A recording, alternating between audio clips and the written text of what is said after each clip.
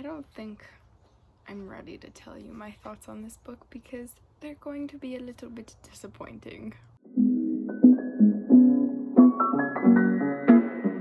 We've just met Achilles, so our main guy, I for sure cannot say his name, has had a rough childhood. He has been sent away. He was not chosen by the girl. Is she a princess? I don't think she is. I'm so bad with details in the beginning of a book. I need to be retold when there's world building, especially. So this is technically historical fiction, but I would count it more as a fantasy kind of because it's about Greek mythology.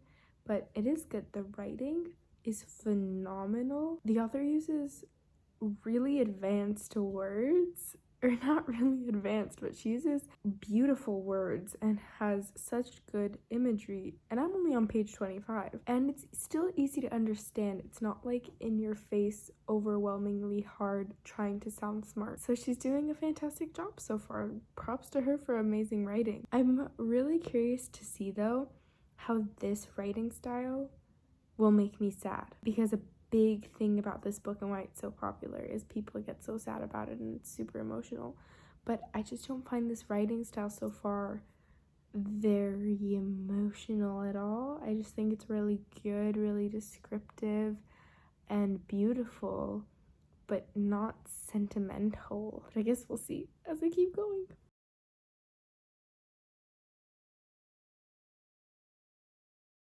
Update, I'm on page 235. I did not finish it in one sitting last night, which I wish I could have done with this book, but I was tired. It's really great so far. I don't have sticky notes with me, but I've made marks on really impactful pages or lines and used my pink marker to note it down. I love the writing. I mentioned this, but I just think her writing style is so good and so beautifully done. She really is fantastic, and this is her first novel, so props to her, woman power. One thing I will say, I was trying to better understand the many characters being introduced, so I went to the end of the book where she gives a little summary, a character glossary, and it kind of spoiled the ending for me when I went to read about Patroclus. But I can't even say his name right, and he's the main guy. Patroclus.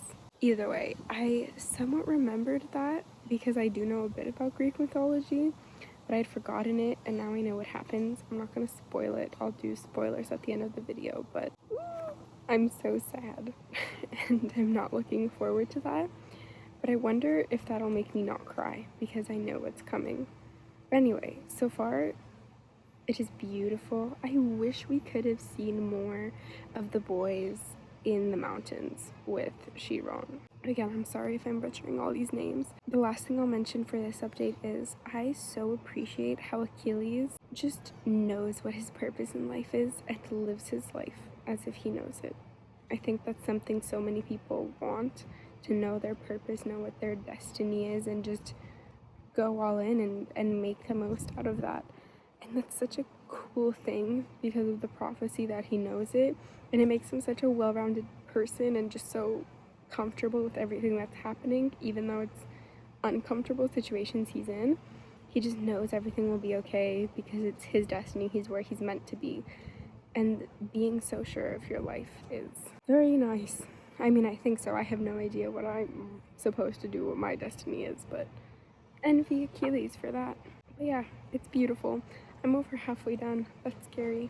I finished the Song of Achilles, and I have a few thoughts. I sound like I'm about to shit on this book, but I thought it was really good. I gave it 4 stars. I thought the writing was fantastic. I keep saying that, but it's because it's true. The author is an incredible writer, but it just really lacked on the emotional side of this book. The reason this book is so loved and hyped is because of the emotional side of reading it and how everyone is destroyed and they think about this book for a year after, and really how it impacts them emotionally, yada yada yada. I didn't feel it, and I think a big part of that can be attributed to, one, I sort of knew what happens because I also kind of recently watched the movie Troy, and I just know a bit of Greek mythology, and when I read the back of the book to get a better idea on all these characters being introduced, to try and like better remember them and understand who's who and what's happening. And so I knew who was gonna die. Maybe people were so affected by it because of the element of surprise, but I don't think the element of surprise can be the cause of so much hurt that readers have felt while reading this. I'm honestly just confused why it's been portrayed as such an emotionally draining novel or story or ending. And all this to say, it's still a fantastic book, and I still recommend that anyone read it. And I want to go through some of my favorite parts of the book and why it's so phenomenal. So I guess from now on there might be spoilers if you want to be aware of that. Let's just get into it. I still think it was a lovely book. I still somewhat think of the story. I mean, it's been 2 days since I read it, so I definitely haven't forgot anything, but I don't see it as a book that a year later I'm going to be remembering how hard it was for Achilles to go through. I'm not going to go through every line I underlined or wrote something next to because this video would be an hour long, but just the most beautiful things I've taken out of this book and what really made me sit there and think, oh my god, this is incredible. And I just really want to emphasize and bring home the point that this author is incredible, the writing is amazing, but I don't find it to be the easiest to attach to, if that makes sense. Like when I was reading the ending when, spoiler, he dies and Achilles is crying over his body and sleeping next to him, I thought the writing there was beautiful, but I did not find it emotional. I didn't find that I was about to cry at all or on the verge of tears whatsoever, because it felt not factual necessarily, but it felt like she was really describing what was happening, but from the point of the story or the narrator explaining it to us, but not the hurt that Achilles was going through. She was really saying what was happening, and I guess maybe readers just really got attached to their love, and that's why they were very emotional from it. Like, it's still quite heartbreaking. Anyway, let's go into it. I guess I don't understand where the heartbreak comes from other people. Something I noted while reading is that the author did such a fantastic job of, again, describing what was happening with the boys when they were younger. So when he's starting to catch feelings for Achilles, it's not like, oh my gosh, I'm falling in love with him. It says something like this. I was craftier with my observation, kept my head down and my eyes ready to leap away, but he was craftier still. At least once at dinner he would turn and catch me before I could feign indifference. Those seconds, half seconds, that the line of our gaze connected, were the only moment in my day that I felt anything at all. The sudden swoop of my stomach, the coursing anger. I was like a fish eyeing the hook. And that's so beautiful how the writing is done. Not so good, but I am not about to sit here and cry about that. I don't know why. Another thing in the beginning I loved was when the adults would say, do you understand, after something, and be condescending, and the line actually is, this was the cruelty of adults. Do you understand? It is cruel of adults. They treat us like children when we're children. And like, fair, we're children, but still, we're not stupid. Something I loved so much about this book was everything, but Achilles' character, just his personality. I thought he had such a great quality of just being so sure of himself and knowing who he is. I mentioned this a bit, but even near the beginning where it said, he said what he meant, he was puzzled if you did not. Some people might have mistaken this for simplicity, but is it not a sort of genius to cut always to the heart?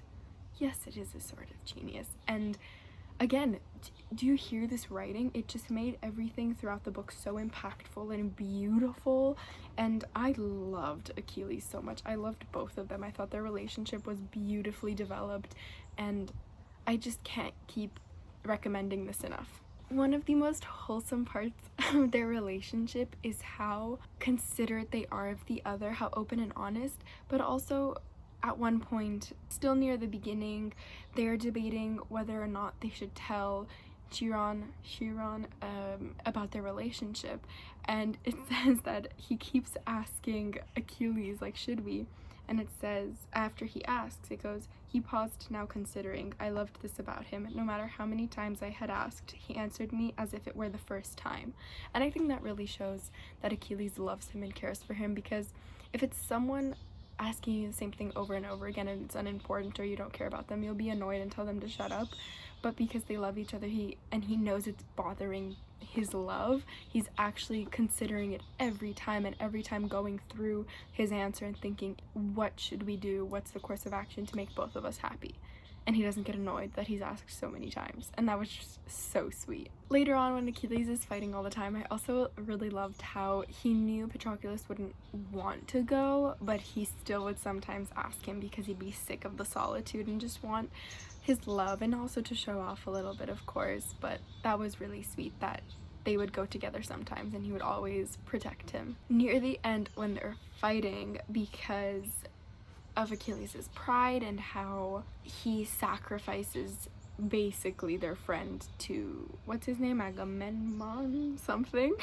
Achilles says, you chose her over me, and then Patroclus replies, over your pride. That was impactful. I was like, whoa, that is so true.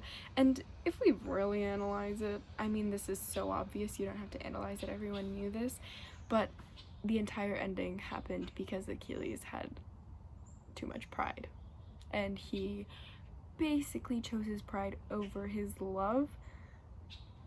Bad boy Achilles. But then he sort of tries to make up with it with all his vengeance, and then somehow he still stays famous, very famous. I mean, he's super well known. And of course I had to write down, when he dies, he says, the last thing I think is Achilles. Another thing I don't think I annotated, but I remember, was it was really funny and kind of just like a cute little hint at her next novel, Circe, and just at Greek mythology, when Odysseus is talking to Agamemnon, whatever, the king, and he's saying that one day he'll be more famous or more well-known than him, and he's like, I doubt it. And it's like, oh, well, I knew this guy, I did not know who you were before this book. So, but yeah, I think in all, this book is fantastic, and there were so many points throughout where I just stopped and thought, oh my, this is beautiful, this is phenomenal. And I'm sad to say, but I think going into it, having seen all those videos about people being so emotional about it and their reaction, #emotional, made me like the book less, because I was expecting to finally cry from a book or just be super impacted. And although it was amazing to read, and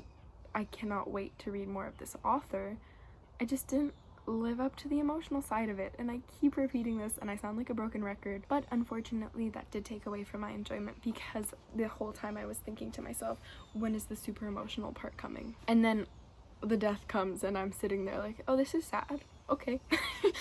Keep reading. That is kind of an overview of my thoughts on the book.